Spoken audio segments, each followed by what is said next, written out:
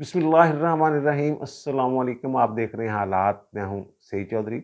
आज दो बड़ी खबरें हैं। एक तो खबर मानिका जो बुशरा बेगम के साबिक शौहर हैं, उनका इंटरव्यू है जो शाहज़ेब खानज़ादा ने किया है, और खबर मानिका ने अपनी साबका अहलिया और उसके मौजूदा शौहर इमरान खान के बखिए देड़ के रख दिए हैं। और फिर दूसरी जो आज की बड़ी खबर है वो सुप्रीम जुडिशल काउंसिल की कार्रवाई है। फिर जो सुप्रीम जुडिशल काउंसिल है वो जो जस्टिस सरदार तारक मसूद को बदनाम करने के लिए साजिश करने वाले लोग थे, उन तक पहुंच गई है। खुरा पकड़ लिया उन्होंने। ये क्या कहानी है, अंदर क्या होता रहा, और जस्टिस मुज़ाहिर अली अकबर नकवी के खिलाफ जो शिकायतें हैं उनको उन्होंने सुप्रीम कोर्ट में चैलेंज कर दिया है। इसके बावजूद मुझे नहीं लगता कि मुज़ाहिर अली अकबर नकवी साहब जो हैं वो बच सकेंगे। वो क्यों नहीं बच सकेंगे? जो अंदरूनी कहानी है सुप्रीम जुडिशल काउंसिल के इजलास की, वो हम आपके साथ शेयर करेंगे। लेकिन पहले खावर मानिका साहब ने मेला लूट लिया जनाब, और अपने दिल के फफोले जो हैं उन्होंने फोड़ दिए हैं, खोल के रख दिया सारा कुछ सामने उन्होंने। इससे पहले भी इंटरव्यू होते रहे हैं मुख्तलिफ लोगों के जिन्होंने इमरान खान के खिलाफ बयान दिए, और कभी पीटीआई में वो इमरान खान के बड़े चहेते होते थे, बड़े करीब होते थे। उस्मान डार, शाद कामरान ने उसको इंटरव्यू किया, सदाकत अब्बासी का इंटरव्यू किया गया, और शेख रशीद का इंटरव्यू किया गया। खबर मानिका का जो इंटरव्यू है, जो माजी में इंटरव्यू हुए हैं जिनका मैंने जिक्र किया है, उन सब पर भारी है। एक तो इमरान खान का जो किरदार है वो उन्होंने इजागर कर दिया है लोगों के सामने। हम तो बड़ी देर से ये बात कर रहे हैं।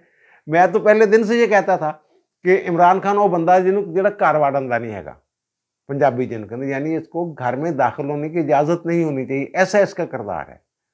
क्योंकि इसकी नज़र में रिश्तों का कोई तकद्दस है ही नहीं।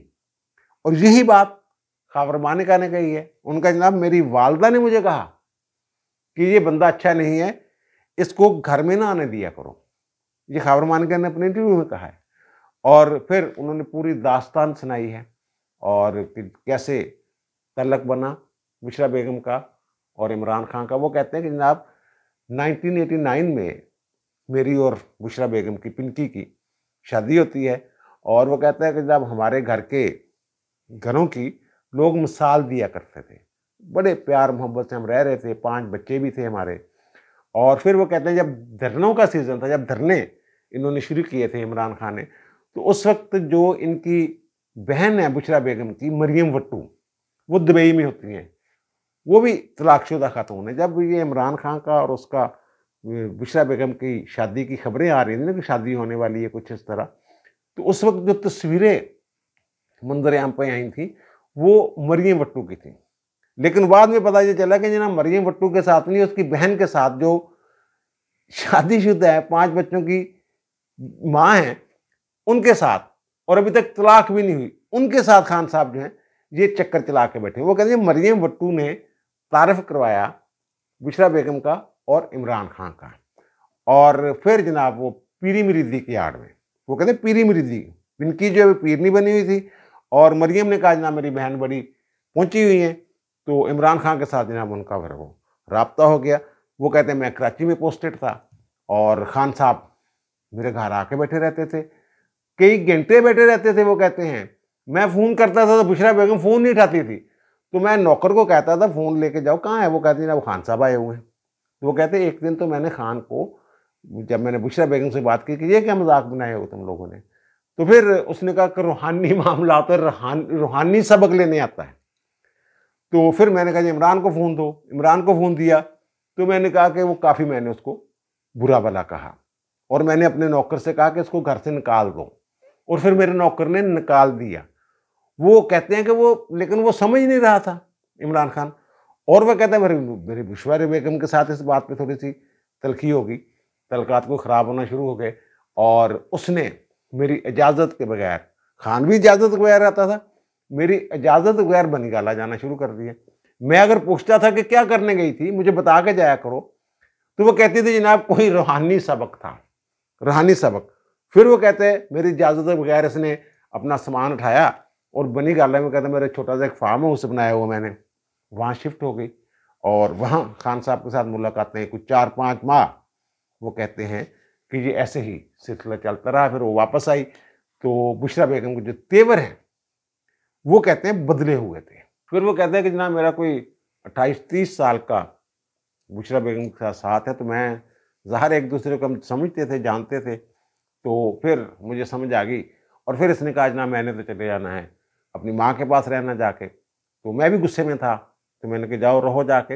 यानी वो जो बता रहे हैं ना स्टोरी, उससे ये लग रहा है कि खान साहब और बुशरा बेगम के जो तल्लुकात थे, जो रवाबत थे, वो इनको मानिका साहब इसको पसंद नहीं करते थे और ये चोरी छुपे सारा कुछ होता था। वो कहते हैं रात गए खान साहब का फ़ोन आता था और खान साहब ने फराह गोगी के ज़रिए फ़ोन अलग नंबर जो है वो लेके दिया हुआ था बुशरा बेगम से बात करने के लिए।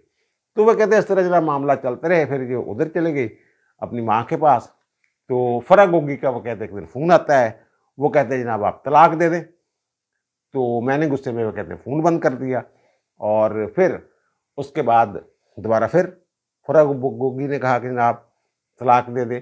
तो मैंने वो कहते हैं ये फराह गोगी को फिर उसको तलाकनामा जो है वो लिख के, तहरीर लिख के 14 नवंबर 2017 को मैंने फराह गोगी के वो हवाले कर दिया कि जनाब ये तलाक दे दें। और फिर वो कहते हैं 1 जनवरी 2018 को हमें ये टीवी चैनल्स पे के ज़रिए ये पता चला कि जनाब उनकी शादी हो गई है। तो वो कहते हैं मेरे बेटे ने भी तरदीद की, क्योंकि हमें तो पता ही नहीं था। तो लेकिन उसके जो बेटे का इंटरव्यू है वो आपने सुना होगा, वो तो कह रहा है मेरी अपनी माँ से बात हुई है, मेरी माँ की कोई शादी नहीं हुई किसी के साथ और कोई तलाक नहीं हुई। मूसा जो खाबर मानिका का बेटा है उसका आपने सुना होगा।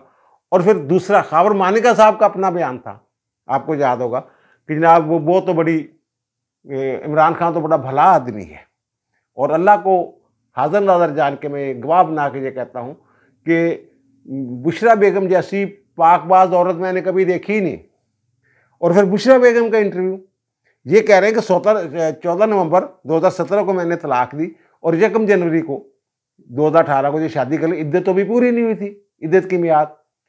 और बुशरा बेगम ये कह रही हैं एक इंटरव्यू में कि जनाब मेरा आदमी जो है, साबिक शौहर जो है, वो दीन के बारे में बड़ा दीनी आदमी है और उसने ये कहा था घर में इद्दत पूरी करो। और फिर मैं घर में इद्दत पूरी की मैंने, और फिर उसके भी पता नहीं 4-5 माह बाद मैंने जाके इमरान खान से शादी की। इद्दत वाली बात इस तरह वो छुपा रहे थे और ये कह रहे हैं कि जनाब वो झूठ बोलती है। और फिर जो रिजवान गोंदल वाला मामला था, डीपीओ वाला, उसके बारे में वजाहतें देते रहे। उनका जनाब नहीं, वो तो मैंने फ़ोन किया था बुज़दार को, बुज़दार ने मेरा फ़ोन ही नहीं अटेंड किया। फिर फराह गोगी का फ़ोन आ गया कि जनाब आप बुज़दार के साथ बात ना किया करें। फिर एहसन जमील गुज्जर बीच में पड़ गया। वो कहते हैं एहसन जमील गुज्जर के साथ हमारा कोई राब्ता ही नहीं था। एहसन जमील गुज्जर के जो इंटरव्यूज़ मौजूद हैं कि जनाब वो कहता था हमारा तो बड़े पुराने फैमिली टर्म्स है, मेरे वालिद साहब और खाबर मानिका के वालिद साहब इकट्ठे असम्बली में होते थे। और ये कहता है जनाब ऐसी कोई बात ही नहीं है। और वो कहता है जनाब बुशरा बेगम को खुश करने के लिए जो फराह गोगी है और जो एहसन जमील गुज्जर है और फिर बुज़दार साहब मेरे बच्चों की केयर करते थे। यानी मतलब ये कि बुशरा बेगम की जो बेटियां हैं उनके कहने पे ये सारी वारदात हो रही थी, जो मुझे समझ आई है उनके इंटरव्यू से। वो कहते हैं मुझे तो पता ही नहीं होता था, मेरे बच्चे बातें करते होते थे कि ये हो गया वो हो गया और मुझे पता ही नहीं होता था। तो वो कहता है मेरी सबसे छोटी बेटी जो है वो रोती है, 4 साल से उनसे अपनी माँ से बात नहीं की। और मेरा बेटा जो है वो एक नौकरी करता है, एक मेरे साथ वो कहते हैं हैंड टू माउथ है। जैसी हमारी ज़िंदगी पहली थी, कोई सासे सूसे नहीं बनाए। माल लुटिया थे उन्हें कहा जी लुटिया फराह गोगी ने, ते बुज़दार ने, ते एहसन जमील गुज्जर ने। और फिर वो कहता है जनाब फराह गोगी ने मुझे एक दफ़ा फ़ोन किया कि जनाब ये जो तारीख है ना ये चेंज करनी है। यानी वो अगर यकम को जब कहते हैं ऊपर से हुक्म आया है, बुशरा बेगम कहते हैं ऊपर से हुक्म आया है, तो ऊपर से हुक्म की वजह से कि अगर 1 जनवरी 2018 को शादी होगी तब जाके इमरान खान वज़ीर आज़म बनेंगे। पता नहीं क्या पढ़ाती थी, क्या करती थी, क्या पीरी मुरीदी थी। और ये भी कहा है मानका ने कि कभी पीरवी मुरीदां दे नाल शादियां कर देने। यानी उनसे जो भी उसके दिल में था, जो भी एक बंदा जैसे सोच सकता है, उसने बताया यार ये करतूत थे इन लोगों के, ये हरकतें थी मेरी बीवी की और इमरान खान की। और फिर वो कहते फराह गोगी कह रही थी जनाब डेट तब्दील कर दें। तो मैंने कहा कभी तलाक की डेट भी तब्दील हुई है? ये तो शरई मामला है। जब मैंने तलाक दी उसी दिन से मामला शुरू होने। और फिर ज़ाहिर है वो शाहज़ेब खानज़ादा ने पूछा बहुत सारी बातें, और फिर इरफान गोंदल वाली बात मैंने जिक्र की है, वो पूछा जनाब आप तो याशियाँ करते रहें, और फिर आपकी बेटी का जो सऊदी अरब ले जाके वहाँ हजाज़ मुक़द्दस में उनकी शादी-शुदी की तकरीब हुई है, तो वो क्यों? उन्होंने कहा जी वो बुशरा बेगम अपने बच्चों के लिए करती थी, तो मेरा तो उससे कोई तल्लक-छलक नहीं था। बशीर मेमन तो कहते हैं कि जब मैं डीजीएफआई था, तो ये रिज़वान कोंदल के खिलाफ मेरे पास आए थे, जनाब इसको क्यों तैनात कर दिया?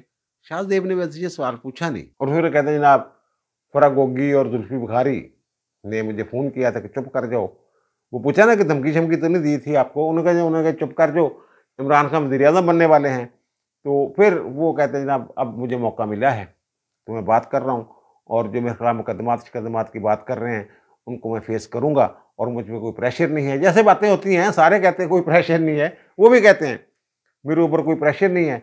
तो बहरहाल अल्लाह खैर चला, इंटरव्यू हुआ, और उनका जो किरदार है वो उन्होंने इमरान खान पहले भी आम लोगों को तो पता है, लेकिन जिनका वो एक ज़ाहिर ये सियासी इमरान खान जो है एक फ़िरका कल्ट बन गया हुआ है, तो वो जो है इमरानी कल्ट वाले वो तो पता नहीं मानेंगे या नहीं मानेंगे, वो तो पता नहीं इसको इसकी बहुत बड़ी समझेंगे जनाब कि पहला मुरीद है जो पीरनी को निकाल के ले गया। वाह वाह वाह, एक नई मिसाल कायम कर दी खान साहब ने। वो तो कुछ भी कह सकते हैं, इसके चाहने वाले जो हैं। बहरहाल जो शर्म रखने वाले लोग हैं, हया रखने वाले गैरतमंद लोग हैं, उन्हें समझ आ गई है कि ये दोनों मियाँ बीवी किस किरदार के हामिल हैं, जो खबर मानिका साहब ने बताया। और फिर जो खबर मानिका ने, मैंने आपको याद होगा जब ये इमरान खान के खिलाफ जो इस्तगासा चल रहा है, वो कारी हनीफ वाला जिसमें इद्दत वाला मामला है, उसमें मैंने ये कहा था कि इसमें जो स्टार विटनेस है, स्टार विटनेस वो खबर मानिका है। अगर खबर मानिका गवाही दे देता है कि जनाब मेरी जब मैंने तलाक दी थी तो इद्दत पूरी किए बगैर इन लोगों ने शादी की है, तो फिर खान साहब नहीं बच सकते, ना खान साहब ना बुशरा बेगम।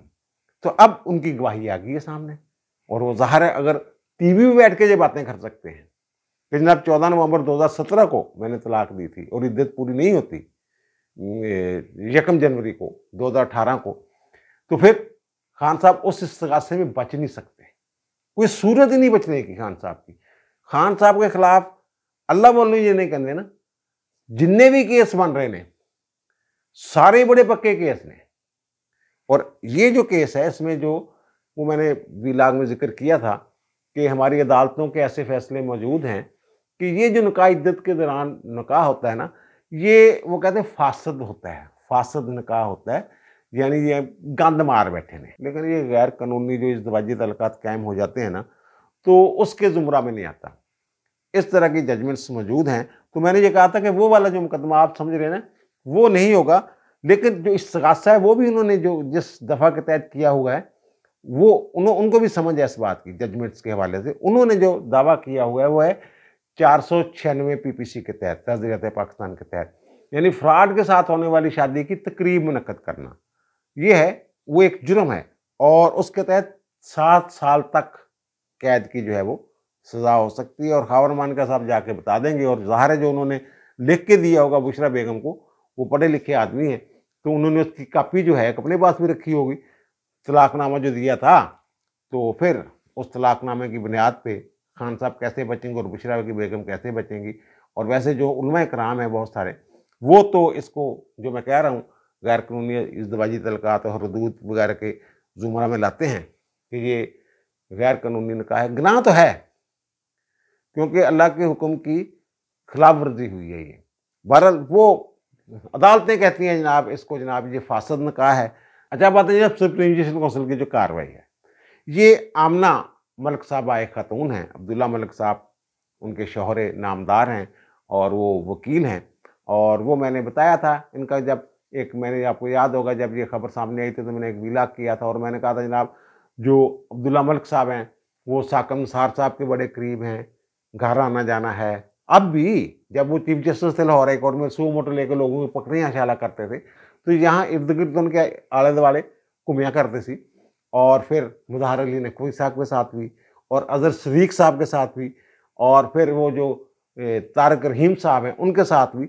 ये मैंने कहा था पूरा एक ग्रुप है जो सारे मिल के ये काम किया करते थे। और ये आमना मलिक साहबा हैं, ये जो मुज़ाहिर अली नकवी साहब हैं, उन्होंने एक केस सुना था, आपको याद होगा, कि जो MKM के कायद लंदन वाले अल्ताफ सैन साहब, उनकी ज़बाबंदी कर दी थी कि जनाब इनकी जो तस्वीर है और उनकी जो अखबार और TV में उनका नाम, तस्वीर, हर चीज़ पे उन्होंने पाबंदी आयद कर दी थी, आपको याद होगा। तो उसमें जो दरख्वास्त गुजार थी आमना मलिक साहबा, उसमें जो दीगर दरख्वास्त गुजार थे उनमें ये भी थे, अजहर सदीक साहब भी थे। ये सारे एक दूसरे की, वो मैंने कहा ना कि एक दूसरे के साथ मिल मिला के ये सारी वारदातें। तो अब आमना मलिक साहबा ने एक शिकायत भेजी, और वो शिकायत भेजी उन्होंने 16 जून को सुप्रीम जस्टिस काउंसिल में, और वो भेजी उन्होंने तारक मसूद साहब के खिलाफ। तो फिर जो अजहर सदीक साहब हैं वो एक ट्वीट करते हैं 13 अगस्त को, जिसमें वो कहते हैं जनाब आमना मलिक ने कंप्लेंट फाइल कर दी, रेफरेंस फाइल कर दिया सरदार तारक मसूद के खिलाफ। और उसमें इल्ज़ाम क्या था, मैंने कहा ये एक भोंडा सा इल्ज़ाम है जिसकी अहमियत ही कोई नहीं। उसमें ये कहा था जनाब उन्होंने अपनी जो वेल्थ स्टेटमेंट है उसमें 2 करोड़ 42 लाख रुपए ज़ाहिर किए हैं, लेकिन वो पैसे कहाँ से आए हैं ये नहीं बताया उन्होंने। इस तरह का कोई इल्ज़ाम लगाया था। और वजह उसकी क्या थी? वजह ये थी कि मुज़ाहिर अली और नकवी के खिलाफ मियाँ दाऊद वगैरह ने जो शिकायतें दर्ज करवा दी थी उनकी करप्शन के हवाले से और मिसकंडक्ट के हवाले से सुप्रीम जस्टिस काउंसिल में, तो वो जो दरख्वास्त थी वो लीगल ओपिनियन के लिए जो मेंबर थे सुप्रीम जस्टिस काउंसिल के, सरदार तारक मसूद, उनके पास गई हुई थी। और ये पूरा ग्रुप जो है ये इस बात पे लगा हुआ था कि मुज़ाहिर नकवी को बचाना है। अब ये सरदार तारक मसूद को ब्लैकमेल करना चाहते थे। बंदियाल साहब इनके साथ मिले हुए थे। आपको याद होगा कि 6 सितंबर को 2023 को सरदार तारक मसूद साहब एक खत लिखते हैं बंदियाल साहब को, जिसमें वो बताते हैं कि रात जनाब तुसी फोन लिखा कि मेरे खिलाफ एक कंप्लेंट आई हुई है आमना मलिक दी, तो मैंने फोन करने की लोड़ सी, तुसी ये मामला लेके जाओ सुप्रीम जस्टिस काउंसिल च। और फिर वो मामला सुप्रीम जस्टिस काउंसिल में आ गया, और फिर जो समाअत हुई है उसमें चीफ जस्टिस पाकिस्तान ज़ाहिर है वो हेड है, चेयरमैन है सुप्रीम जस्टिस काउंसिल के, और सरदार तारक मसूद साहब भी मेंबर है।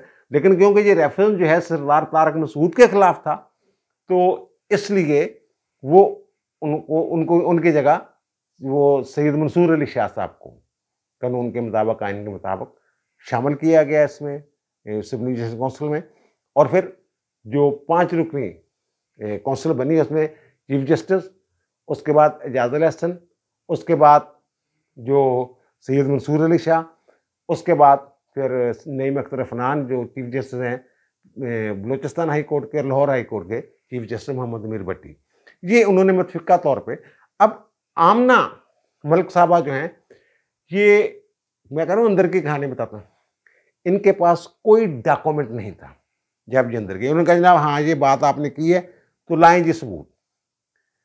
उनका जो वो मैंने दे दिए हुए, उनके नहीं वो नहीं, वो कहाँ से लिए आपने? फिर इनकी एजुकेशन के बारे में पूछा, कितनी पढ़ी हुई हैं, क्या है। और वो जो दरख्वास्त है ना, वो मैंने अपने वीलाग में कहा था, इसका पता है कह रहे कि किस चैम्बर में तैयार हुई है। ये कहती है कि जनाब वो मैंने खुद की है। इनसे पढ़वा लेते वो वहाँ कि जनाब पढ़ दें बेटा ये क्या लिखा हुआ है। जो उर्दू के 2 शेर लिखे हुए ना उनका मतलब पूछ लेते कि इनका क्या मतलब है। तो बीबी को नहीं आना था, बारह उन्होंने पूछा, फिर बहुत सारी बातें पूछी, जनाब ये डॉक्यूमेंट कहाँ से आया, कोई जवाब नहीं जनाब। फिर वो आखिर में ना मान गई वहाँ। उनका जनाब ये मुझे ना ये बगैर सबूतों के फाइल नहीं करनी चाहिए थी। अब इसका तहरीरी हुक्मनामा जो है वो जारी कर दिया गया है, उसकी तफसीलात मैं बताता हूँ आगे जाके। तो बीबी ने फिर बाहर आके इंटरव्यू किया, मतीउल्लाह जान ने, दीगर साफ़ी जो है कोर्ट रिपोर्टर वो भी मौजूद थे। तो वो उसने कहीं ये नहीं कहा कि मुझे चीफ जस्टिस ने धमकी दी और मुझे कहा कि जनाब तुम्हें वहाँ पहुँचा देंगे जहाँ से वापस नहीं आ सकोगे। और मेरी इत्तला के मुताबिक ऐसी कोई बात हुई भी नहीं अंदर। जो खातून है वो सिर्फ ये उन्होंने कहा है इंटरव्यू में कि मैं वहाँ अनकंफर्टेबल थी क्योंकि मेरे सामने सरदार तारक मसूद को बैठा दिया था उन्होंने। उनके सामने मैं क्या कहती, मुझसे पूछी जा रही थी, सरदार तारक मसूद से नहीं पूछते थे जवाब।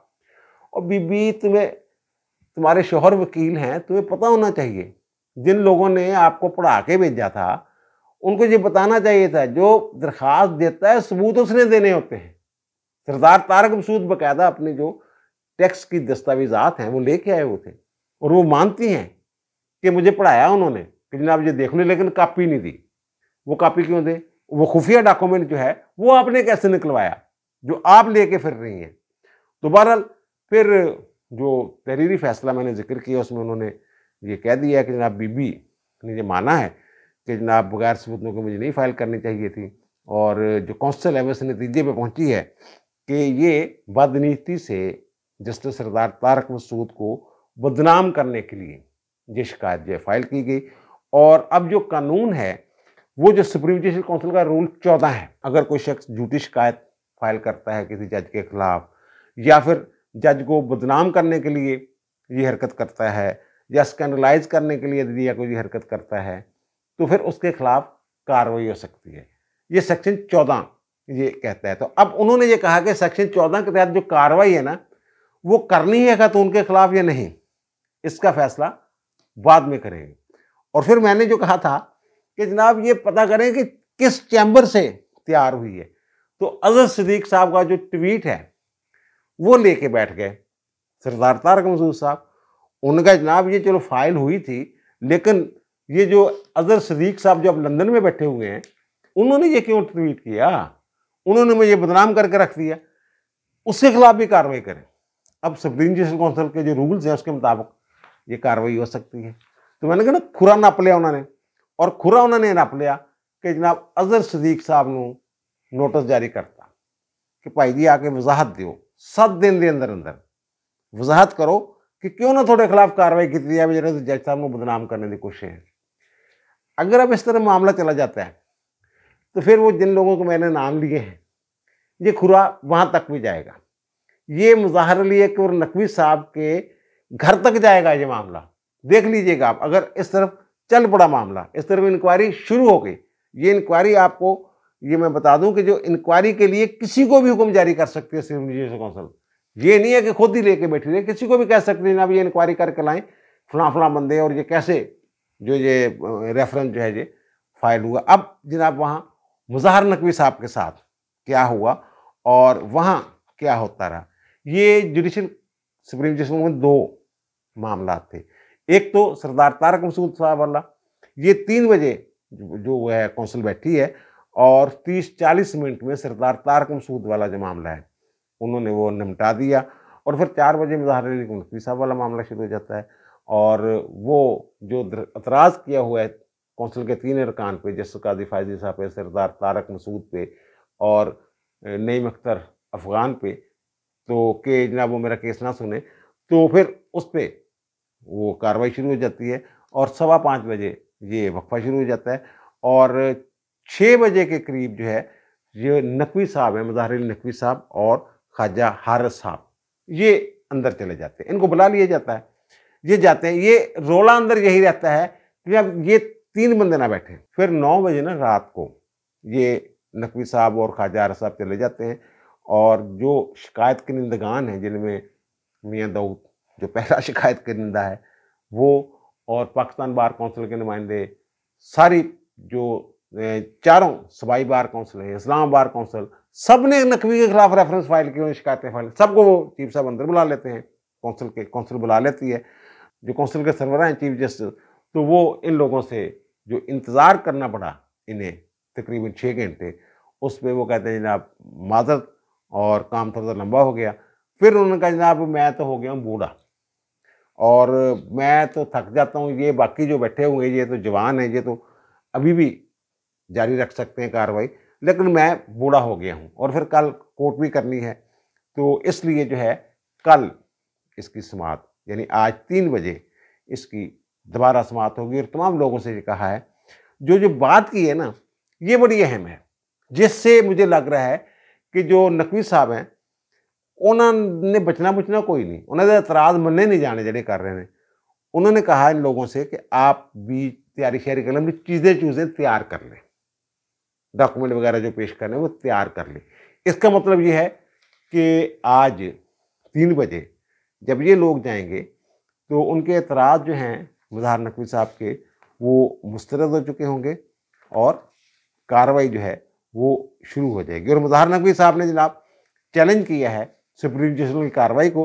और मज़े की बात यह है कि उन्होंने जो शिकायत के निंदगान हैं इनको फ्रीक ही नहीं बनाया। एक उन्होंने फेडरेशन को फ्रीक बनाया वजारत कानून के जरिए, एक उन्होंने सदर मुमलकत को बनाया है। ये तो सदर ने रेफरेंस भेजे नहीं हुआ, ये तो प्राइवेट लोगों की शिकायत है, तो सदर ने इसमें क्या करना है। और फिर खैर सुप्रीम जस्टिस को बनाना ही बनाना था उन्होंने। और फिर उन्होंने जो वकील किए हैं 5, वो भारी फीसें लेने वाले वकील हैं। वो आम मुकदमात में 50-50 लाख फीस ले जाते हैं। वो कौन है जनाब? मखदूम अली खान। मखदूम अली खान साहब के बारे में जब ये पीसीयू आया था ना 2007 वाला, वो पता चला था उनके चैम्बर में वो तैयार हुआ था, तो वो मिनटों के हिसाब से फीस ली थी उन्होंने, मिनटों के हिसाब से। और उनकी एक जूनियर थी, उसको भी उन्होंने दिलवाई थी फीस। वो अब छोड़े उसको, वो लंबी बात हो जाएगी और दादाशुमार भी इधर उधर हो सकते हैं। और सरदार लतीफ़ खोसा साहब और ख्वाजा हारिस साहब और बैरिस्टर अली ज़फ़र साहब और एक साद मुमताज़ हाशमी साहब हैं, ये 5 बंदे। अगर इनकी फीस ही करोड़ों में बनती है, अगर यही हिसाब लगा लें, कोर्ट पूछ रही है ना फीसें कितनी ली हैं और आपकी औसतन फीस कितनी है। अगर वो ये कहते हैं कि जनाब नहीं तो हमने तो फीस नहीं ली, तो फिर जज की और वकील की यारी किस बात की, फिर फ़ायदा क्या उठाना है आपने। ये भी मिसकंडक्ट है। अगर फ्री केस लड़वा रहे हैं ना मज़हर नकवी साहब, ये भी मिसकंडक्ट है। अगर करोड़ों फीस जो उनकी फीस है जेन्युइन रायत नहीं करवाते, फिर तो वकील की खिदमत ले सकते हैं। फिर वो भी सवाल होता है इतने पैसे कहाँ से आ गए भाई आपके पास, आपने कोई घर बेचा है, प्लाजा बेचा है कोई। बहरहाल वो जो लोग गए हुए थे सरकारी रिकॉर्ड लेके, उनको भी कहा कि जनाब कल 3 बजे आ जाए। तो आज 3 बजे इस केस की मजीद जो है सुप्रीम जस्टिस काउंसिल में कार्रवाई होगी। और मैं ये डरते डरते पेश गोई कर रहा हूँ कि नकवी साहब ने बचना कोई नहीं है। अब दीजिए मुझे इजाज़त, इंशाल्लाह दोबारा मुलाकात होगी नए भी इलाके के साथ। अल्लाह ताला आप पर, मुझ पर, हम सब पर मेहरबान रहे। अल्लाह हाफिज़।